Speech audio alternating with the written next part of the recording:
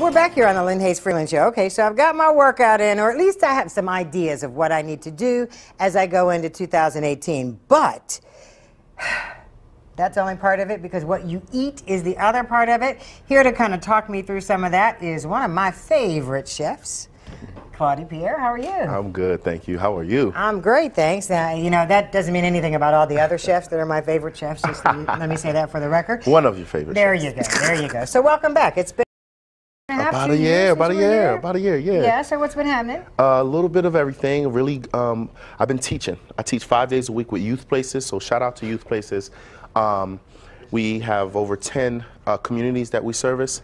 My students are 18 to 24, and we teach them knife skills to life skills. So it's a beautiful program. It's about 12 weeks long, and we walk them through knife skills, and we talk about and timeliness, and it really works out because it couples directly with their lives. So now, are these kids that are interested in maybe a career? For sure. So they're interested in a career in culinary or in the food service industry. It doesn't have to be, you know, culinary per se. Right, because that can cover a lot of different things. Cover a lot of different things, and we serve safe certify them, as well as we have a customer service certification that they get as well. So it's lights out program. I'm so pleased because it's fulfilling, and I'm providing a lot of other companies with Serve Safe certified students that are ready to work in the workforce. So now the other thing is, when you were here last, I believe was right after you had become a BME scholar. Yep, BME fellow. BME fellow, yeah. Yep. So did that kind of help launch this idea? Oh yes. Well, it launched my EAT initiative. So this all falls under my EAT initiative, which is empowerment, awareness, and training. And we work closely. This recipe is directly from the American Heart Association. And so it's actually in their website, heart.org. And this recipe is paella, but we work with the American Heart Association and other various organizations throughout the cities, churches, nonprofits, for-profits, and we teach healthy eating styles using vegetables, urban gardening, sourcing. So it's a really, really popular program, and BME gave us $10,000 to jumpstart the program. To jumpstart that program. And before we get into the paella recipe, I mean, the bottom line is, as a community, we were very used to, ingrained in eating a certain way, and now as we move into 2018 and beyond, we really have to start looking at food differently. Oh, we have to. Not only are we working out more, not only are we working out more, but what we're doing is we have to find ways to eat our vegetables, and we don't have to cheat anymore. We don't have to add bacon. We don't have to add a whole bunch of, you know, smoked turkey.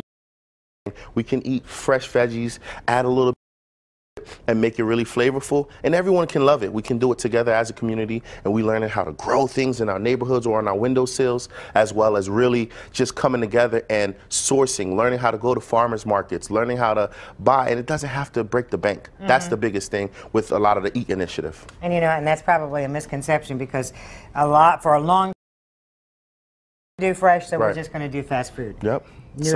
New approach. And the best thing is if you learn how to do it right, you got to think. I always tell a lot of my clients and a lot of my people, you're going to pay for it either on the front end or the back end. I'd rather pay a little bit more up front for a healthy lifestyle, preventative maintenance, versus paying on the back end all the medical costs that it takes. There you go. All right, so this dish, this is a heart-healthy dish. Heart-healthy dish.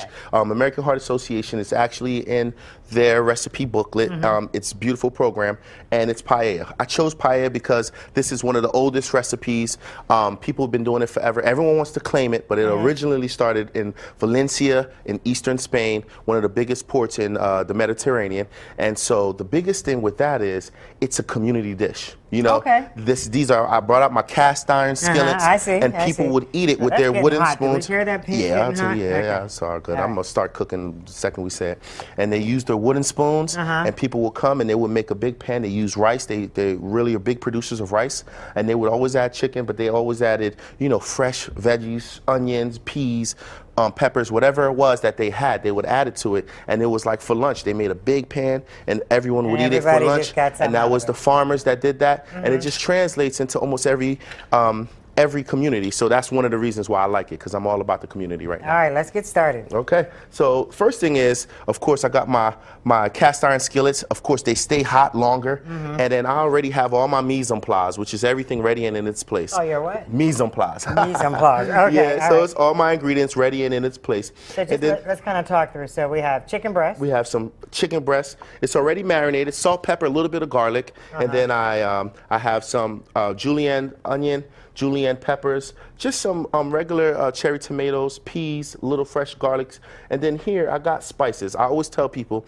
part of the way, instead of adding more salt and different things, we actually add saffron for flavor and a nice color. It gives it a beautiful color, as well as turmeric. And that has health benefits, right? Oh my gosh, turmeric is like a cure-all. You make it in tea, you put it in your food, and it literally helps cleanses your system, and it also helps your immune system fight a lot of different things. Okay. So that's why it's awesome. So it has dual benefits. Okay, all right. So you got the chicken marinade. Got the chicken marinade. First thing I'm gonna do, got the pan nice and hot, like you were saying, and it's all about the sizzle.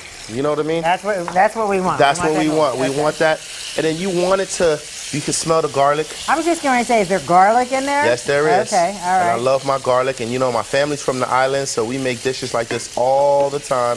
My family's from Haiti. And so once you get the chicken nice and sauteed, it takes about literally 2 minutes. Everything else is going to be fast. We already have our rice already cooked. Okay, so this is just steam. This is just rice. Already cooked, ready to rock and roll.